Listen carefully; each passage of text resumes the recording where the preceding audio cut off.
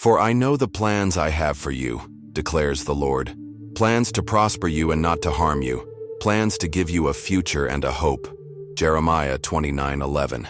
If you've ever felt like the odds were stacked against you, like life had already written your ending before you had the chance to write your first chapter, then this story will hit you in the chest. Deep. Because what you're about to witness isn't just a journey, it's a resurrection. And if you're new here, make sure to subscribe and turn on notifications, because stories like this can change lives, and you shouldn't miss a single one. Let's walk this road together.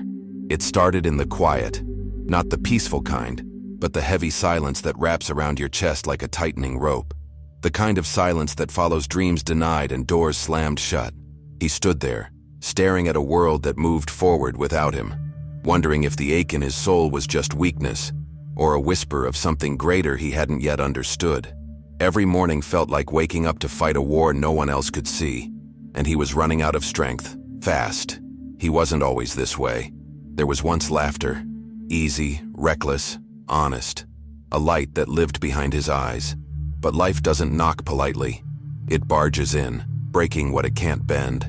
One day it took too much. And when the ones he trusted most turned their backs, when the foundation cracked beneath his feet, he didn't scream. He didn't run. He simply went still, quiet, numb, like the soul had packed its bags and left the body behind to survive on autopilot.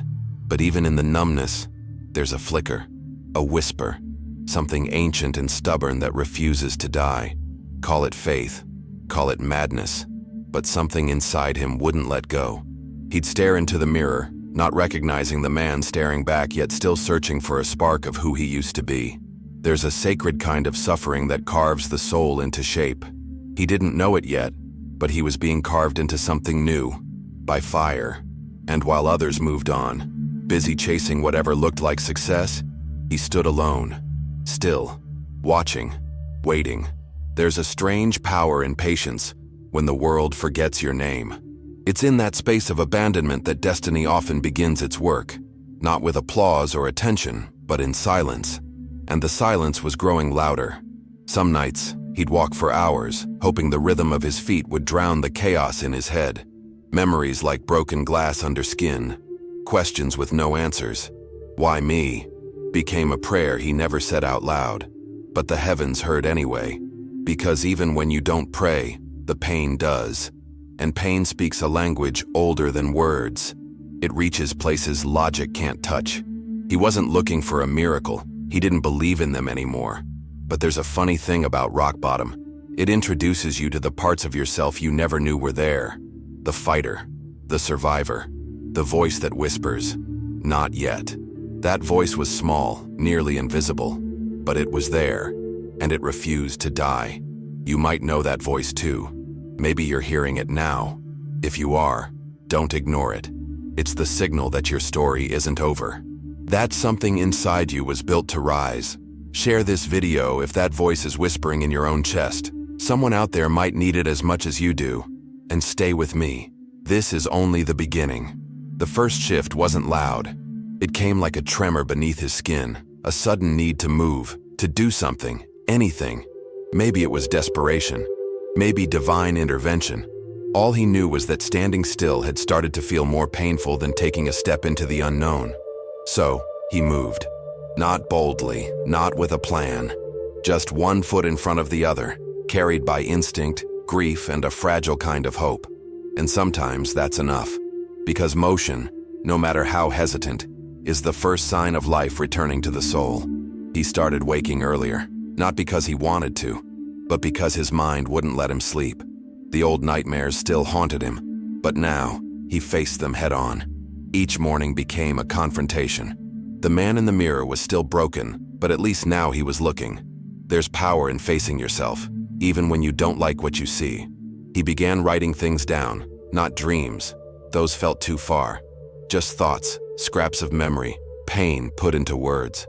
And in those words, he started to find truth.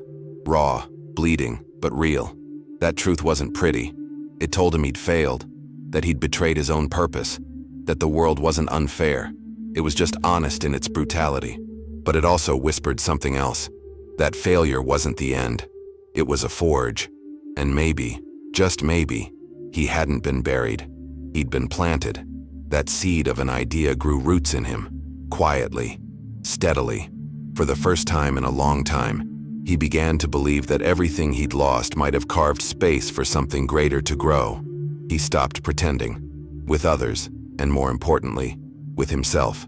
He admitted the fear, the shame, the years wasted trying to be what others expected. He let it all fall away. And in the space left behind, something fierce started to rise. Not arrogance, not revenge, but clarity. The kind that comes from being stripped bare, left with nothing but the truth. He started walking different, speaking different. People didn't notice at first, but that didn't matter. He noticed, and that was enough. Then came the moments of test. Small, subtle temptations to go back, to shrink, to fit back into the mold that once broke him. But he resisted, not with fury, but with quiet strength. The kind that comes from a promise made in the dark, that he'd never again betray himself for the comfort of others. Each no became a yes to himself. And slowly, the pieces began to reconnect, not in the same way they'd been before, but in a way that honored the scars. He reached out to those he'd pushed away, not for approval, but for truth. Some conversations brought healing, others brought closure, but all of them brought release.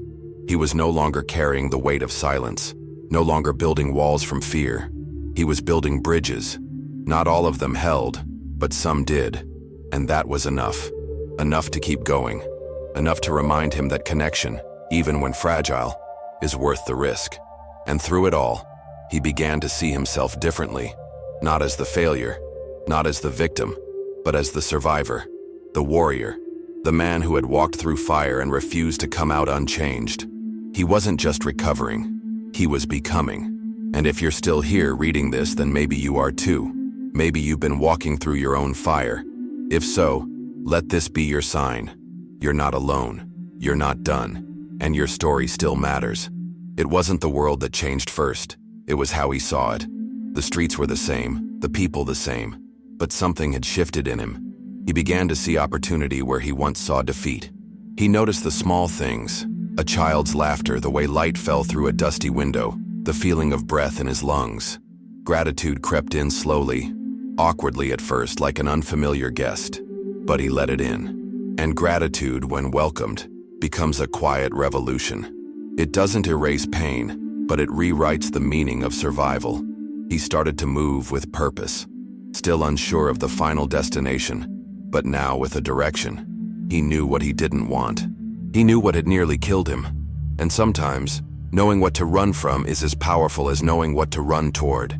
He started building again, one piece at a time. A project here, a conversation there, reclaiming forgotten pieces of himself and repurposing them with intention. His life became a mosaic of new beginnings, made from the wreckage of what once was. The fear never fully left. That's the truth they don't often tell you. Even in the light, shadows remain.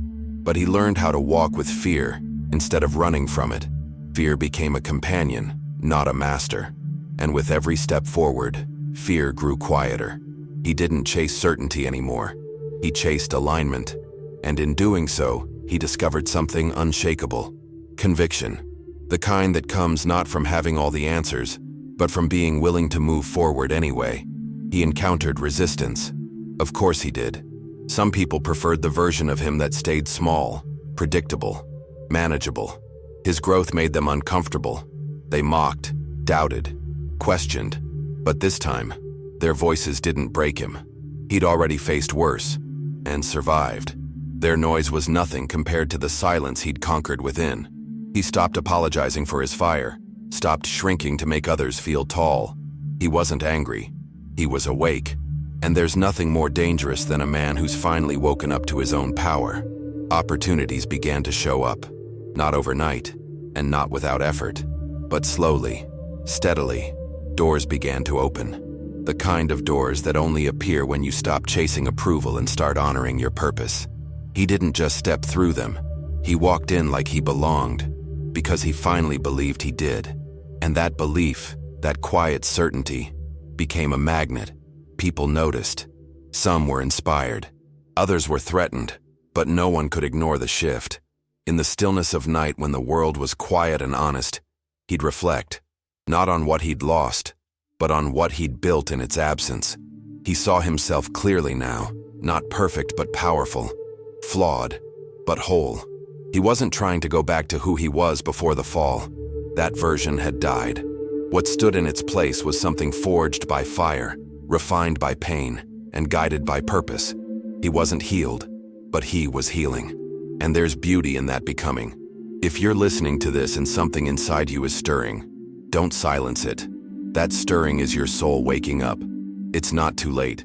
You're not too broken. You haven't missed your moment. Everything you need is already within you. You just have to stop doubting and start digging. Comment, "I'm ready" below if you feel that shift happening. And don't forget, subscribe to walk this path with us. Stories like this aren't just meant to be heard. They're meant to awaken. The past didn't vanish. It changed form. It no longer haunted him as shame, but served him as wisdom. He could now look at his scars and not flinch. Each one was a chapter, a survival, a symbol that he'd been to war with himself and lived to tell about it. He stopped pretending he had it all together. Vulnerability became his armor. And strangely, that openness drew people in, not to his perfection, but to his truth. He had no more interest in performing. He was building something real now, and that required full presence. There were still days of doubt, days when the weight crept back onto his shoulders and whispered, "You're not enough." But he'd learned how to fight back, not with noise, but with remembrance. He'd close his eyes and recall the moments he didn't think he'd survive. And yet here he was, breathing, standing, building. He started keeping a list, not of goals, but of proofs. Every time he honored himself, every time he chose courage over comfort, every time he showed up despite the fear, that list became his evidence. And when the voice of doubt returned, he had receipts. People started asking him for guidance, not because he was loud, but because he was steady. There's a gravity to someone who has walked through fire and carries no bitterness. He became a mirror for others, a reminder of what's possible. But he never saw himself as a savior. He was just a man who refused to die with his story untold. And so he kept telling it, not for praise, but for liberation. His, theirs, yours. Because stories, when told with honesty, become keys, and keys open cages. He revisited the places that once broke him, not to relive the pain, but to reclaim the power. The old neighborhood, the empty house, the bench where he once sat with nothing but despair. He stood in those places, not as the broken boy, but as the man who made it out.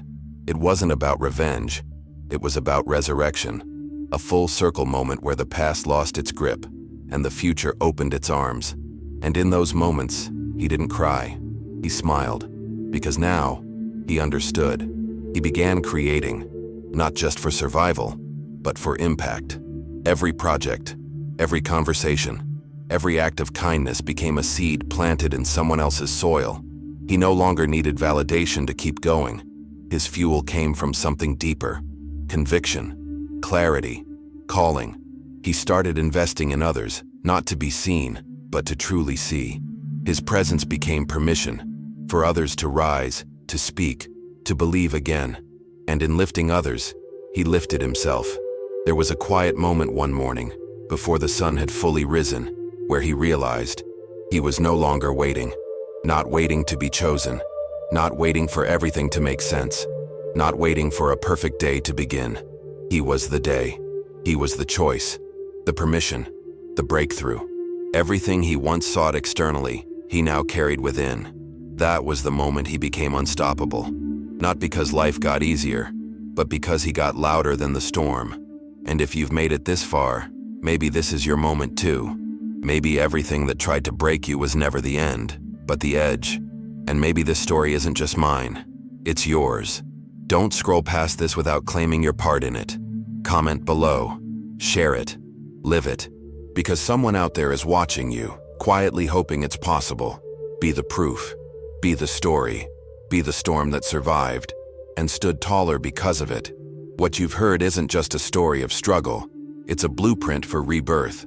Every scar, every fall, Every silent prayer became the soil where something unshakable could grow. If this spoke to you, don't just feel it, act on it.